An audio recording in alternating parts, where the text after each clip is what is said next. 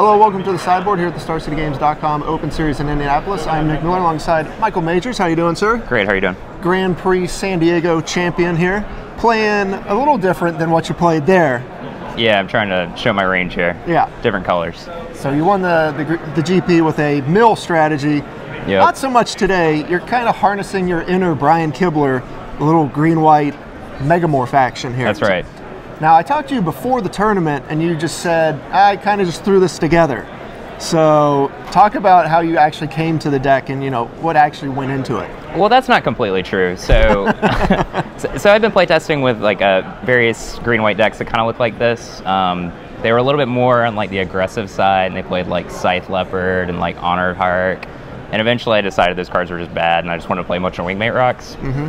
But yeah, like you said, it's very similar to like the deck that Brian Kibler played at PT Origins, and then later at Grand Prix San Diego. A lot of people picked it up. But yeah, I think it's really powerful. It's really resilient. It hasn't really lost that much, and Gideon's a great new card. Right. You get to do the usual Megamorph shenanigans with Dim Protector and Deathmiss Raptor, which just give you that long game. You also got the Hidden Dragon Slayer in the Megamorph package. Right. But a card that's been taking off is the Warden of the First Tree here, which all of the Abzan aggro decks are just going to full 4 copies of, and now you are just embracing it as well. Right. So now that Fleeceman Lion's gone, there's kind of like this hole in a lot of these like green-white X decks curves where if you just play like turn 1 Warden and turn 2 level it up and attack them for 3 while they're just playing like a bunch of tap lands with an awkward mana base, you can just kill them like super quickly. Hangerback Walker, of course, we've seen this before. Right. But now we have Gideon, Ally of Zendikar, along with the Wingmate Rock package, which is just a combo that Brian Braun-Duin has written about, you've written about.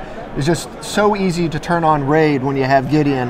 How good has Gideon been for you this weekend? Gideon's incredible. Not only can you just like turn on Raid naturally by himself by playing turn 4 Gideon, and then you can either make a Knight, and then turn 5 you can play Wingmate Rock.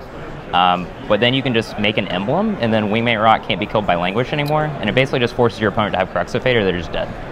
Yeah, the emblem ability has been something that's been overlooked in terms of just keeping your creatures out of dying to Languish and just being able to win in combat as well. Something I didn't expect to be as relevant as it's been. Yeah, so Gideon is just one of those cards where the way that he's templated and like the way his numbers work, you can just play 4 of them and you're never going to like flood on Gideons even though he's like a legendary planeswalker, because you can just always just cash him in for an emblem and play another one. Right. That versatility I think just makes him so good. That the Knight ability is great, but also just being able to cash him in, like you said. Yep. You got some combat tricks and removal spells between Dromoka's Command and Valorous Stance, all very good. But you also have a Nissa, you know, a couple of Nissas in here for your Planeswalkers. That card, when you look at the deck list, doesn't seem like it fits in. What role is Nissa playing? Right. So at first glance, you might think the deck's just like very aggressive, and this 3-mana 2/2 that gets a land isn't that exciting, but one thing that Nissa does is it kind of bridges the gap. It lets you go from like 4 to 5 mana, because you do want to cast Gideon and Wingmate Rock on time. And then also, like, you can just play this really powerful late game with Nissa where you easily get to 7 mana a lot of the times. Yeah, that's the thing. When I initially looked at this deck and we put you on camera early in round 1, I'm like, oh, this is a green-white aggressive deck. Right. And then it clearly played out much different than that, so we've kind of shaped it into the Megamorph name. But the main deck looks very good. You've been doing very well. Let's look at the sideboard. You kind of have this old green-white devotion strategy almost with the Mastery of the Unseen Whisperwood Elemental.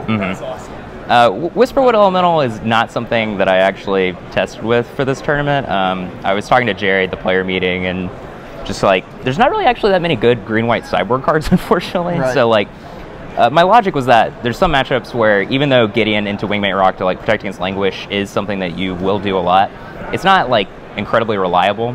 So a lot of the times, especially on the draw, you want to cut your Wingmate Rocks where maybe you're a little bit more controlling, or you're playing against a bunch of sweepers. And then Whisperwood Elemental is like just a little bit more resilient of a threat, even if it's not as powerful. Also, we've got the Evolutionary Leap, which we've seen out of your deck just do a lot of work against the 1-for-1 removal. Yeah, Evolutionary Leap is easily the best card in my sideboard. It just like lets you play a completely different game. I played against Abzan Control 3 or 4 times in this tournament. And like, I feel like I'm just like beating them on every street. Like, I'm just like more aggressive than them. I can play an early game, but if we ever get to the late game and I have Evolutionary Leap, there's no way they can grind me out. Yeah, just pull so far ahead, just blanking the removal spells. You got Tragic Arrogance as well as a Ration Cleric, And the Silk Wrap, we see these cards come in almost every white deck, right? Just for good ways to deal with red and Hangerback Walker. Yeah, pretty standard stuff. Silk Wrap, Hills Manus Rider, Jace, Hangerback Walker. It's just a good card. And then Tragic Arrogance, I guess when you're taking out the rocks, you're kind of bringing into that control package. Yeah, I've done it a few times. My feeling was that it would be better in like kind of, I don't want to say the mirror match because I'm not sure that people are playing this exact configuration, but things that are similar to me, like I wanted like a breaker, and Tragic Arrogance is able to do that.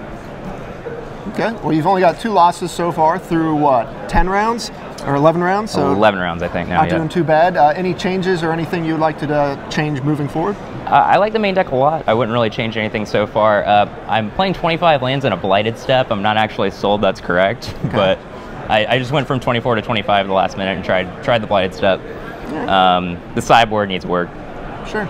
Well, there's plenty of time to do that. You still got a couple rounds here left to take care of work at the Open, so good luck there. Thank you so much. For Michael Majors, I'm Nick Miller here on the sideboard. Stay tuned to StarCityGames.com all weekend long for the action here in Indianapolis.